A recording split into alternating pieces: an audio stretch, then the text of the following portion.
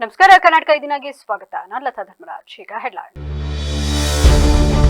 ಕಾಂಗ್ರೆಸ್ಗೆ ಸರ್ಕಾರಗಳನ್ನು ಅಸ್ಥಿರಗೊಳಿಸುವುದೇ ಕೆಲಸ. ತಮಿಳುನಾಡು ರಾಜಕೀಯ ಬೆಳವಣಿಗೆ ಕೇವಲ ಊಹಾಪೋಹ. ರಾಜ್ಯಪಾಲರ ಕ್ರಮ ಸಮರ್ಥಿಸಿದ ಕೇಂದ್ರ ಸಚಿವ ಎಚ್.ಡಿ. ಕುಮಾರಸ್ವಾಮಿ. ಮೈಸೂರು ಕೊಡಗು ಅಭಿವೃದ್ಧಿಗೆ ಕೈಜೋಡಿಸಿದ ಸಂಸದ. ರಾಜಕೀಯ ಮರೆತು ರೈತರಿಗಾಗಿ ಒಂದಾದ ನಾಯಕರು. ಏತ ನೀರಾವರಿ ಯೋಜನೆಗೆ ಯದುವೀರ್ ಒತ್ತು. ಸ್ವಚ್ಛತೆಯೆಡೆಗೆ ನಮ್ಮ ನಡಿಗೆ. ತ್ಯಾಜ್ಯ ಮುಕ್ತ ನಗರಕ್ಕೆ ಸಂಕಲ್ಪ. ಬೇಲೂರು ಪುರಸಭೆಯಿಂದ ಜಾಗೃತಿ ವಾಕಥಾನ್.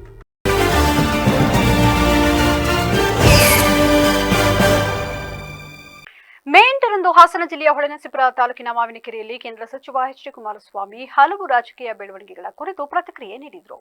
ತಮಿಳುನಾಡಿನ ರಾಜಕೀಯ ಬೆಳವಣಿಗೆ ಕುರಿತು ಮಾತನಾಡಿದ ಅವರು, ಡಿಎಂಕೆ, ಎಐಎಡಿಎಂಕೆ ಸೇರಿ ಸರ್ಕಾರ ರಚಿಸುವ ವಿಚಾರ ಕೇವಲ ಊಹಾಪೋಹದ ಸುದ್ದಿಯಾಗಿದೆ ಎಂದು ಹೇಳಿದರು. ರಾಜ್ಯಪಾಲರು ಕಾನೂನು ತಜ್ಞರ ಸಲಹೆ ಪಡೆದು ಸ್ಪಷ್ಟ ಬಹುಮತದ ಸಂಖ್ಯೆಯನ್ನು ಗಮನಕ್ಕೆ ತೆಗೆದುಕೊಂಡಿದ್ದಾರೆ. ಟಿವಿಕೆ ಪಕ್ಷಕ್ಕೆ ಕಾಂಗ್ರೆಸ್ ಬೆಂಬಲ ನೀಡಿರುವ ವಿಚಾರವಾಗಿ ಪ್ರತಿಕ್ರಿಯಿಸಿದ ಕುಮಾರಸ್ವಾಮಿ, ಕಾಂಗ್ರೆಸ್ ಪಕ್ಷವು ಅನೇಕ ಸಂದರ್ಭಗಳಲ್ಲಿ ಸರ್ಕಾರಗಳನ್ನು ಅಸ್ಥಿರಗೊಳಿಸಿರುವ ಉದಾಹರಣೆಗಳಿವೆ ಎಂದು ಆರೋಪಿಸಿದರು. ಚರಣ್ ಸಿಂಗ್, ವಿಪಿ ಸಿಂಗ್, ಚಂದ್ರಶೇಖರ್ ಹಾಗೂ ದೇವೇಗೌಡರ ಸರ್ಕಾರಗಳ ಉದಾಹರಣೆ ನೀಡಿದರು.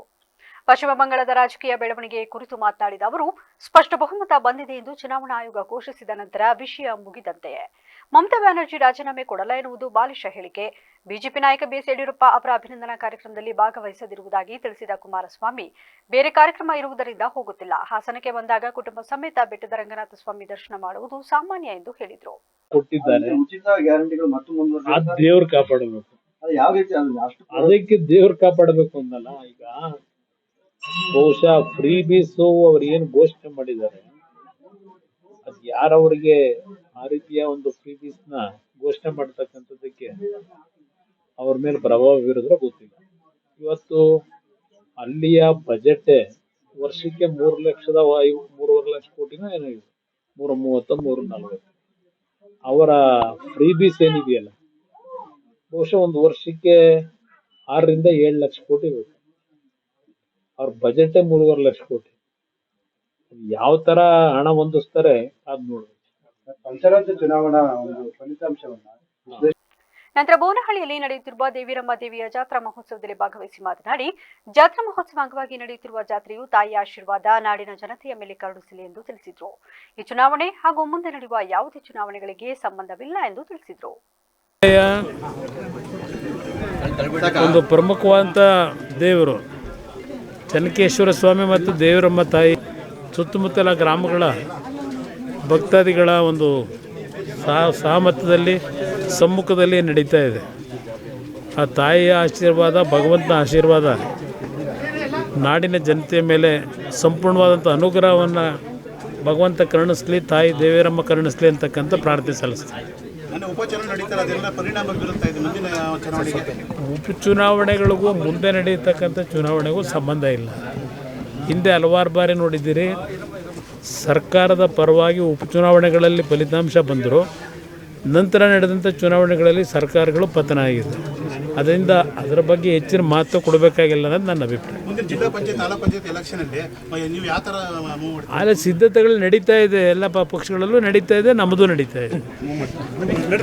ಮೈಸೂರು ಕೊಡಗು ಸಂಸದರಾದ ಯದುವೀರ್ ಕೃಷ್ಣದತ್ತ ಚಾಮರಾಜ ಒಡೆಯರ್ ಅವರು ಇತ್ತೀಚೆಗೆ ಉಪಮುಖ್ಯಮಂತ್ರಿ ಡಿ.ಕೆ. ಶಿವಕುಮಾರ್ ಅವರನ್ನು ಭೇಟಿ ಮಾಡಿ ತಮ್ಮ ಕ್ಷೇತ್ರದ ಅಭಿವೃದ್ಧಿ ಕುರಿತು ಚರ್ಚಿಸಿದರು. ಮೈಸೂರು ಮತ್ತು ಕೊಡಗು ಜಿಲ್ಲೆಗಳ ನೀರಾವರಿ ಹಾಗೂ ಮೂಲಸೌಕರ್ಯ ಯೋಜನೆಗಳ ಕುರಿತು ಸಂಸದರು ಡಿ.ಕೆ. ಶಿವಕುಮಾರ್ ಅವರಿಗೆ ಸವಿಸ್ತಾರವಾದ ಮನವಿಯನ್ನ ಸಲ್ಲಿಸಿದ್ದಾರೆ. ಕೆಆರ್ನಗರ ಮತ್ತು ಹುಣಸೂರು ಭಾಗದ ರೈತರಿಗೆ ಅನುಕೂಲವಾಗುವಂತೆ ವಿನ್ಯಾಸಗೊಳಿಸಲಾದ ಎತ್ತು ನೀರಾವರಿ ಸ್ಕೀಮ್ಗಳನ್ನು ಶೀಘ್ರವಾಗಿ ಪ್ರಾರಂಭಿಸುವಂತೆ ಮನವಿ ಮಾಡಿದರು. ಕೊಡಗು ಜಿಲ್ಲೆಯಲ್ಲಿ ಏತ ನೀರಾವರಿ ಯೋಜನೆಗಳನ್ನು ಜಾರಿಗೆ ತರಲು ಕೇಂದ್ರ ಸರ್ಕಾರಕ್ಕೆ ಪ್ರಸ್ತಾವನೆ ಸಲ್ಲಿಸಬೇಕಿದೆ. ಈ ಪ್ರಸ್ತಾವನೆಯು ರಾಜ್ಯದ ಜಲಸಂಪನ್ಮೂಲ ಸಚಿವಾಲಯದ ಮೂಲಕ ಶೀಘ್ರವಾಗಿ ರವಾನೆಯಾಗುವಂತೆ ಕ್ರಮ ಕೈಗೊಳ್ಳಲು ಕೋರಿದ್ದಾರೆ. ಮೈಸೂರು ಭಾಗದಲ್ಲಿ ಕಾವೇರಿ ನೀರಾವರಿ ನಿಗಮದ ವ್ಯಾಪ್ತಿಗೆ ಬರುವ ಕೆಲವು ಹಳೆಯ ಸೇತುವೆಗಳನ್ನು ಪುನರ್ ನಿರ್ಮಿಸಲು ಮತ್ತು ಹೊಸ ಸೇತುವೆಗಳ ನಿರ್ಮಾಣಕ್ಕೆ ಅನುದಾನ ನೀಡುವಂತೆ ಬೇಡಿಕೆ ಸಲ್ಲಿಸಿದರು. ಈ ಭೇಟಿಯು ಕೇವಲ ರಾಜಕೀಯ ಉದ್ದೇಶವಲ್ಲದೆ ವೈಯಕ್ತಿಕ ಸೌಜನ್ಯದ ಭೇಟಿಯೂ ಆಗಿತ್ತು ಎಂದು ಯದುವೀರ್ ತಿಳಿಸಿದರು. ಕ್ಷೇತ್ರ ಅಭಿವೃದ್ಧಿಗಾಗಿ ಪಕ್ಷಾತೀತವಾಗಿ ರಾಜ್ಯ ಸರ್ಕಾರದೊಂದಿಗೆ ಸಹಕರಿಸುವ ಸಂಸದರ ಈ ನಡೆ ಸಾರ್ವಜನಿಕ ವಲಯದಲ್ಲಿ ಮೆಚ್ಚುಗೆಗೆ ಪಾತ್ರವಾಗಿದೆ. ವಿಶೇಷವಾಗಿ ಕೃಷಿ ಮತ್ತು ನೀರಾವರಿ ವಿಚಾರದಲ್ಲಿ ಅವರು ತೋರುತ್ತಿರುವ ಆಸಕ್ತಿ ಈ ಭಾಗದ ರೈತರಲ್ಲಿ ಭರವಸೆ ಮೂಡಿಸಿದೆ. All throughout India, yes, we have individual teams, etc. But the core focus should be at the promoting of sports and should allow them to conduct their affairs without bringing politics in. But demanding tickets like the capacity is 34,000. Out of that is 10,000. Well, demanding. I have not mentioned it here, but definitely we have seen that Who has demanded? that the state government most probably. Well, I mean, again, my personal stand is that if we require a ticket, all should happily buy it. Or if you are a KSCA member, please utilize your membership and go and see the match. I don't think there is any requirement to demand or us as public representatives requiring any need for passes to be given in a complimentary manner. I think there are context and necessity. ಸ್ವಚ್ಛತೆಯೆಡೆಗೆ ನಮ್ಮ ನಡಿಗೆ ಅಭಿಯಾನದ ಅಂಗವಾಗಿ ಬೇಲೂರು ಪುರಸಭೆ ವತಿಯಿಂದ ಪುರಸಭೆ ಆವರಣದಿಂದ Shri Chennakeshava ದೇಗುಲದವರೆಗೆ walkathon ಕಾರ್ಯಕ್ರಮ ನಡೆಯಿತು. ಶಾಲಾ ವಿದ್ಯಾರ್ಥಿಗಳು ಸ್ವಚ್ಛತೆ, ತ್ಯಾಜ್ಯ ವಿಂಗಡಣೆ ಹಾಗೂ ಪ್ಲಾಸ್ಟಿಕ್ ಬಳಕೆ ನಿಯಂತ್ರಣ ಕುರಿತು ಘೋಷಣೆಗಳನ್ನು ಕೂಗಿ ಸಾರ್ವಜನಿಕರಲ್ಲಿ ಅರಿವು ಮೂಡಿಸಿದರು. ಪುರಸಭೆ ಅಧ್ಯಕ್ಷೆ ಉಷಾ ಸತೀಶ್ ಮಾತನಾಡಿ, ಕಸದ ಸಮಸ್ಯೆ ಜಾಗತಿಕ ಮಟ್ಟದಲ್ಲಿ ದೊಡ್ಡ ಸವಾಲಾಗಿ ಪರಿಣಮಿಸಿದ್ದು ಪ್ಲಾಸ್ಟಿಕ್, ಎಲೆಕ್ಟ್ರಾನಿಕ್ ಹಾಗೂ ವೈದ್ಯಕೀಯ ತ್ಯಾಜ್ಯಗಳ ಸಮರ್ಪಕ ನಿರ್ವಹಣೆ ಅಗತ್ಯವಾಗಿದೆ ಎಂದರು. ಆರ್ಆರ್ಆರ್ ಯೋಜನೆಯಡಿ ಕಸದ ಪ್ರಮಾಣ ಕಡಿಮೆ ಮಾಡಿ ಮರುಬಳಕೆ ಹಾಗೂ ಮರು ಸಂಸ್ಕರಣೆಗೆ ಜನರು ಒತ್ತು ನೀಡಬೇಕೆಂದು ಅವರು ಕರೆ ನೀಡಿದರು. ಸಣ್ಣ ನೀರಿನ ಬಾಟಲಿಗಳ ಬಳಕೆ ಕಡಿಮೆ ಮಾಡಿ ಮರುಬಳಕೆಯಾಗುವ ದೊಡ್ಡ ಬಾಟಲಿಗಳ ಬಳಕೆಗೆ ಉತ್ತೇಜನ ನೀಡುವಂತೆ ಜಿಲ್ಲಾಧಿಕಾರಿಗಳಿಗೆ ಮನವಿ ಮಾಡಲಾಗಿದೆ ಎಂದು ತಿಳಿಸಿದರು. 0.02 ಯೋಜನೆ ಇವತ್ತು ಬೇಲೂರು ಕಸ ಮುಕ್ತ ಹಾಗೂ ಸ್ವಚ್ಛ ನಗರವನ್ನು ಮಾಡಬೇಕು ಅಂತ ನಮ್ಮೆಲ್ಲರ ಆಶಯ ಆಗಿದೆ ಮಾನ್ಯ ಸರ್ಕಾರದ್ದು. ಇವಾಗ ಏನು ಫಸ್ಟ್ ಹಸಿ ಕಸ, ಒಣ ಕಸ ಅಂತ 2 ಗುಂಪಾಗಿತ್ತು. ಇವಾಗ ಸರ್ಕಾರ ಅದನ್ನ 4 ಗುಂಪುಗಳಾಗಿ ಮಾಡಿದೆ. ಹಸಿ ತ್ಯಾಜ್ಯ, ಒಣ ತ್ಯಾಜ್ಯ, ಗೃಹ ಉತ್ಪಾದಿತ ಅಪಾಯಕಾರಿ ತ್ಯಾಜ್ಯ ಮತ್ತೆ ಸ್ಯಾನಿಟರಿ ತ್ಯಾಜ್ಯ ಅಂತ. ಇನ್ನು ಹಸಿ ತ್ಯಾಜ್ಯ ಅಂದ್ರೆ ಅಡುಗೆ ಮನೆಯಲ್ಲಿ ನಾವು ಏನು ಉಪಯೋಗಿಸ್ತೀವಿ, ಆಹಾರ ತ್ಯಾಜ್ಯವಾಗಿರ್ಬೋದು, ಉದ್ಯಾನವನ ತ್ಯಾಜ್ಯಗಳಾಗಿರ್ಬೋದು. ಅದೇ ರೀತಿ ಒಣ ತ್ಯಾಜ್ಯ ಅಂದ್ರೆ ಕಾಗದ, ಪ್ಲಾಸ್ಟಿಕ್, ಮರ, ಕಾರ್ಡ್ಬೋರ್ಡ್, ಲೋಹಗಳು, ಗಾಜು. ಪುರಸಭೆ ಮಾಜಿ ಅಧ್ಯಕ್ಷೆ ಹಾಗೂ ಸದಸ್ಯೆ ತೀರ್ಥಕುಮಾರಿ ವೆಂಕಟೇಶ್ ಮಾತನಾಡಿ, ಕಸದ ಸಮಸ್ಯೆ ಎಂದರೆ ಕೇವಲ ಪ್ಲಾಸ್ಟಿಕ್ ಮಾತ್ರವಲ್ಲ, ಹೋಟೆಲ್, ಆಸ್ಪತ್ರೆ ಹಾಗೂ ಎಲೆಕ್ಟ್ರಾನಿಕ್ ತ್ಯಾಜ್ಯಗಳು ದೊಡ್ಡ ಸಮಸ್ಯೆಯಾಗಿವೆ. ಪ್ಲಾಸ್ಟಿಕ್ ಬಳಕೆ ಕಡಿಮೆ ಮಾಡಿ ಮರುಬಳಕೆಯ ಅಭ್ಯಾಸ ಬೆಳೆಸಿಕೊಳ್ಳಬೇಕು ಎಂದು ಹೇಳಿದರು. ಆಸ್ಪತ್ರೆಯಿಂದ ಬರುವಂತಹ ತ್ಯಾಜ್ಯ ಜೊತೆಗೆ ಮಾಂಸದ ಅಂಗಡಿಗಳಿಂದ ಬರುವಂತಹ ತ್ಯಾಜ್ಯ ಇವೆಲ್ಲವೂ ಕೂಡ ತ್ಯಾಜ್ಯ ಆಗಿ ಅದರ ನಿರ್ವಹಣೆ ಮಾಡೋದಕ್ಕೆ ತುಂಬಾ ಕಷ್ಟ ಆಗ್ತಾ ಇದೆ. ಹಾಗಾಗಿ ಇದೊಂದು ಜಾಗತಿಕವಾಗಿ ಒಂದು ಸಮಸ್ಯೆಯಾಗಿ ಇವತ್ತು ಪರಿಣಮಿಸಿದೆ. ಏನು 2023ರಲ್ಲಿ RRR ಅಂತ ರೆಡ್ಯೂಸ್, ರಿಯೂಸ್ ಮತ್ತೆ ರೀಸೈಕಲ್ ಅನ್ನುವಂತಹ ಒಂದು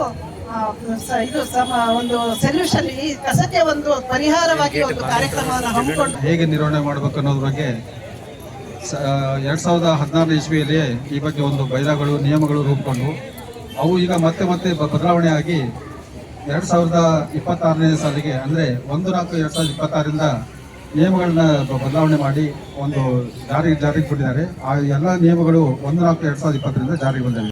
ಈ ಸಂದರ್ಭದಲ್ಲಿ ಪುರಸಭೆ ಮುಖ್ಯಾಧಿಕಾರಿ ಬಸವರಾಜ್ ಶಿಗ್ಗಾವಿ, ಆರೋಗ್ಯಾಧಿಕಾರಿ ಲೋಹಿತ್ ಹಾಗೂ ಪುರಸಭೆ ಸಿಬ್ಬಂದಿ ಉಪಸ್ಥಿತರಿದ್ದರು. ಕರ್ನಾಟಕ ಭೂವಿ ಅಭಿವೃದ್ಧಿ ನಿಗಮದ ಅಧ್ಯಕ್ಷರಾದ ರಾಮಪ್ಪ ಎಂ ಅವರು ಇಂದು ಜಿಲ್ಲೆಗೆ ಭೇಟಿ ನೀಡಿ ಸಮಾಲೋಚನಾ ಸಭೆ ನಡೆಸಿದರು. ನಗರದ ಜಿಲ್ಲಾ ಪಂಚಾಯತ್ ಕಚೇರಿ ಹೊಯ್ಸಳ ಸಭಾಂಗಣದಲ್ಲಿಂದು ನಿಗಮದಿಂದ ಅನುಷ್ಠಾನಗೊಳಿಸುತ್ತಿರುವ ವಿವಿಧ ಯೋಜನೆಗಳ ಪ್ರಗತಿ ಪರಿಶೀಲನಾ ಸಭೆ ಹಾಗೂ ಸಮುದಾಯದ ಮುಖಂಡರುಗಳೊಂದಿಗೆ ಸಮಾಲೋಚನಾ ಸಭೆಯನ್ನು ನಡೆಸಿದ್ದಾರೆ. ನಿಗಮದ ವಿವಿಧ ಯೋಜನೆಗಳ ಅನುಷ್ಠಾನ ಮತ್ತು ಪ್ರಗತಿಯ ಕುರಿತು ಅಧಿಕಾರಿಗಳೊಂದಿಗೆ ಚರ್ಚಿಸಿ ಮಾತನಾಡಿದ ಅವರು, ಅಧಿಕಾರಿಗಳಿಗೆ ಸಮಸ್ಯೆಗಳ ಬಗೆಹರಿಸಲು ಸಾಧ್ಯವಾಗದೆ ಹೋದರೆ ಜಿಲ್ಲಾಧಿಕಾರಿಗಳ ಗಮನಕ್ಕೆ ತನ್ನಿ, ಅವರು ಮಧ್ಯಸ್ಥಿಕೆ ವಹಿಸಿ ಎಲ್ಲಾ ಸಮಸ್ಯೆಗಳನ್ನು ಬಗೆಹರಿಸಿಕೊಡುತ್ತಾರೆ ಎಂದರು.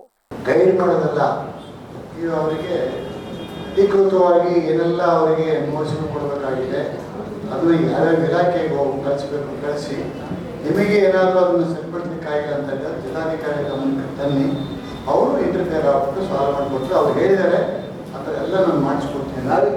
ಮ್ಯಾನ್ಯಲ್ ಕೆಲಸ ಮಾಡ್ತಿರೋದು ಎಲ್ಲಾನು ಮಿಷನರಿ ಕೆಲಸ ಯಾವುದೂ ಇಲ್ಲ. ಅಲ್ಲಿ ಮ್ಯಾನ್ಯಲ್ ಕೆಲಸಕ್ಕೆ ನಾವು ಬೆಂಬಲಿಸೋದು.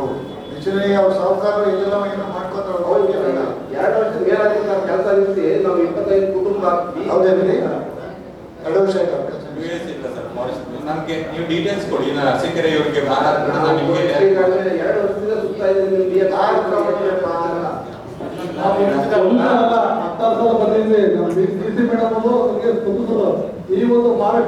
ಒಬ್ಬರ ಸಹಕಾರದಿಂದ ಮತ್ತೊಬ್ಬರಿಗೆ ಸಹಕಾರ ಮನೋಭಾವವನ್ನು ನೀಡುವುದೇ ಸಹಕಾರಿ ಸಂಘಗಳ ಬೆಳವಣಿಗೆಗೆ ಪ್ರಮುಖ ಕಾರಣವಾಗಿದೆ ಎಂದು ಶಾಸಕ ಸಿಎನ್ ಬಾಲಕೃಷ್ಣ ತಿಳಿಸಿದ್ದಾರೆ.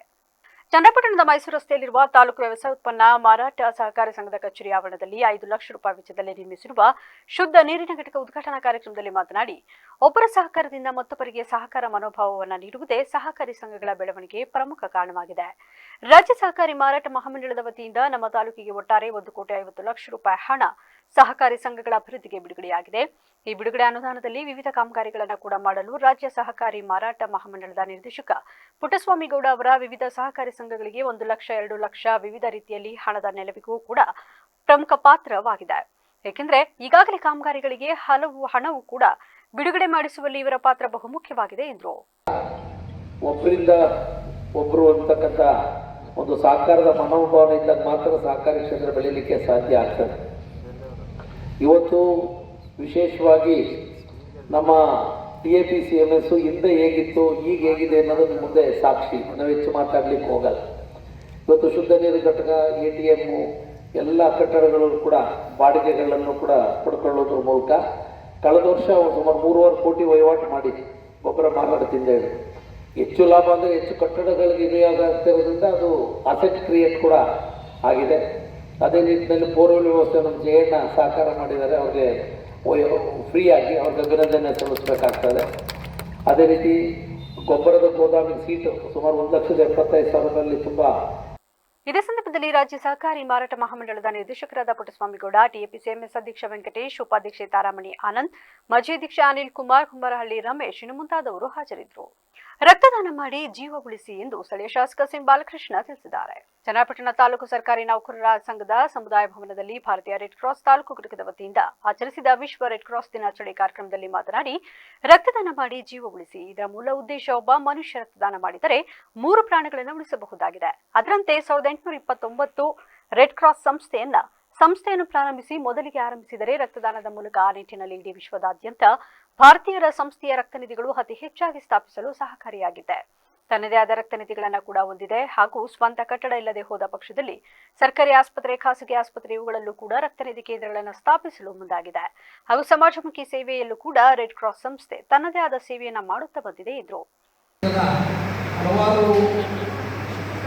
ಇದ್ರ ಬಗ್ಗೆ ಕ್ಯಾಂಪ್ಗಳನ್ನು ಮಾಡಿಸಿ ರಕ್ತವನ್ನು ಸಂಗ್ರಹಿಸುವುದರ ಮೂಲಕ ಸರ್ಕಾರಿ ಆಸ್ಪತ್ರೆಗಳ ಮೂಲಕ ವಿವಿಧ ಖಾಸಗಿ ಸಂಸ್ಥೆಗಳ ಮೂಲಕ ಕೂಡ ಉತ್ತಮ ಒಂದು ಸೇವೆಯನ್ನು ಸಲ್ಲಿಸತಕ್ಕಂಥದ್ದಕ್ಕೆ ರೆಡ್ ಕ್ರಾಸ್ ಸಂಸ್ಥೆ ಒಂದು ಪೂರ್ವಕವಾಗಿ ಕೆಲಸವನ್ನು ಮಾಡಿದೆ.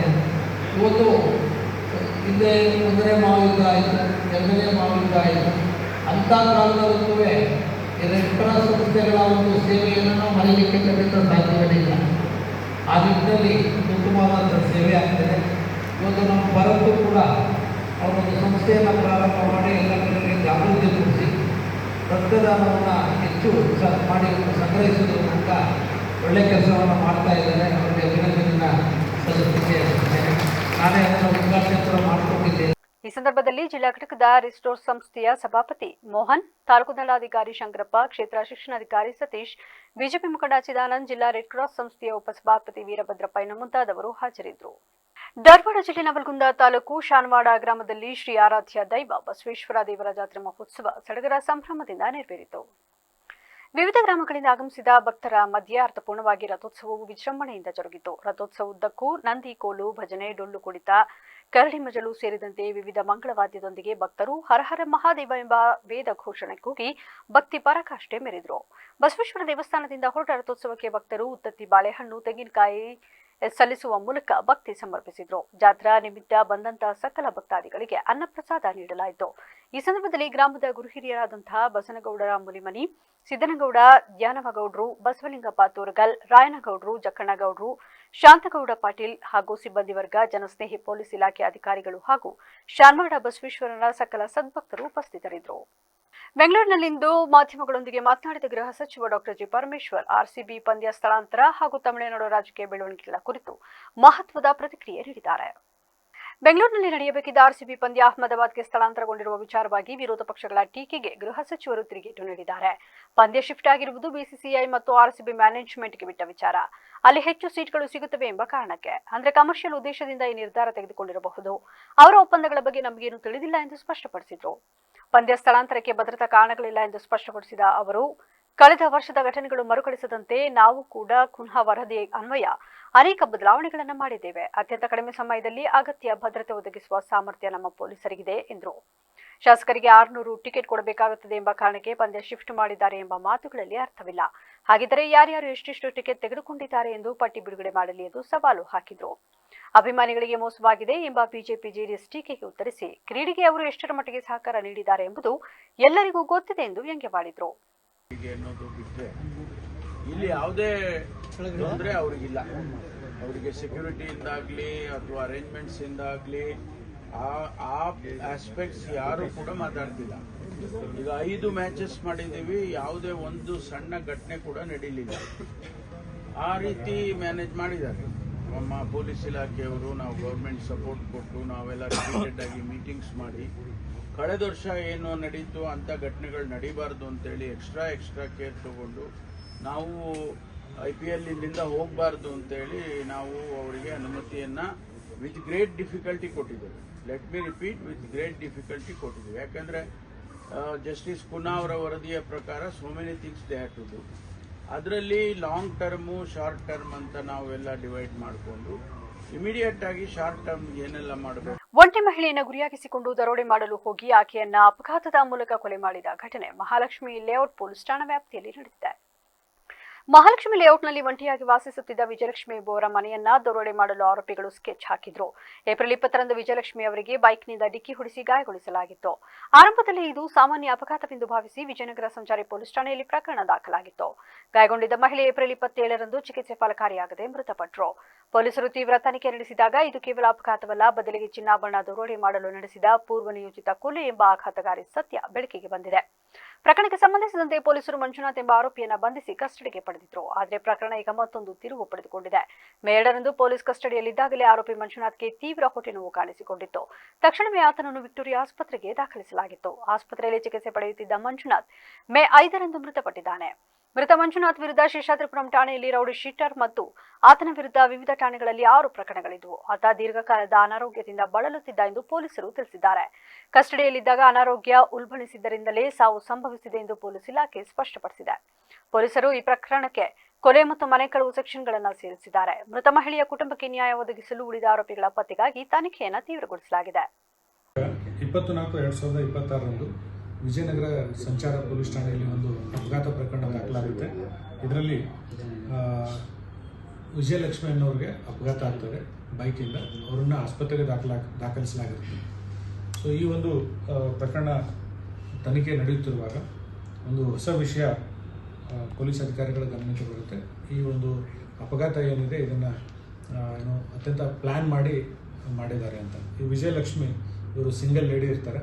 ಸೊ ಇವರು ಹತ್ರ ಇರ್ತಕ್ಕಂಥ ಏನೋ ಒಂದು ಪ್ರಾಪರ್ಟೀಸ್ ಏನಿದೆ ಅವುಗಳನ್ನು ತೆಗೆದುಕೊಂಡು ಹೋಗಬೇಕು ಅನ್ನೋ ಪ್ಲ್ಯಾನ್ ಮಾಡಿಕೊಂಡು ಈ ಒಂದು ಕೃತ್ಯವನ್ನು ಎಸಗಿದ್ದಾರೆ ಅಂತೇಳಿ ಪ್ರಾಥಮಿಕವಾಗಿ ಸಂಚಾರ ಪೊಲೀಸ್ ಅಧಿಕಾರಿಗಳಿಗೆ ಮತ್ತು ನಮ್ಮ ಅಧಿಕಾರಿಗಳಿಗೆ ಗೊತ್ತಾಗ್ತದೆ.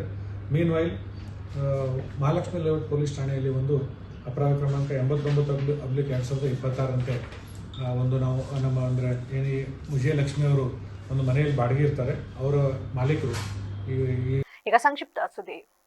ಬಾಗಲಕೋಟೆ ಉಪಚುನಾವಣೆಯಲ್ಲಿ ಗೆಲುವು ಸಾಧಿಸಿದ ಹಿನ್ನೆಲೆಯಲ್ಲಿ ನೂತನ ಶಾಸಕ ಉಮೇಶ್ ಮೇಟಿ ಅವರು ಹಾಸನ ಜಿಲ್ಲೆಯ ಅರಸೀಕೆರೆ ತಾಲೂಕಿನ ಹಾರನಹಳ್ಳಿಯಲ್ಲಿರುವ ಕೋಡಿಮಠಕ್ಕೆ ಭೇಟಿ ನೀಡಿ ಆಶೀರ್ವಾದ ಪಡೆದರು. ಮಠಕ್ಕೆ ಭೇಟಿ ನೀಡಿದ ಉಮೇಶ್ ಮೇಟಿ ಅವರು ಶಿವಲಿಂಗಜ್ಜಯ್ಯ ಹಾಗೂ ನೀಲಮಜ್ಜಯ್ಯ ಗದ್ದುಗೆಗಳಿಗೆ ವಿಶೇಷ ಪೂಜೆ ಸಲ್ಲಿಸಿದರು.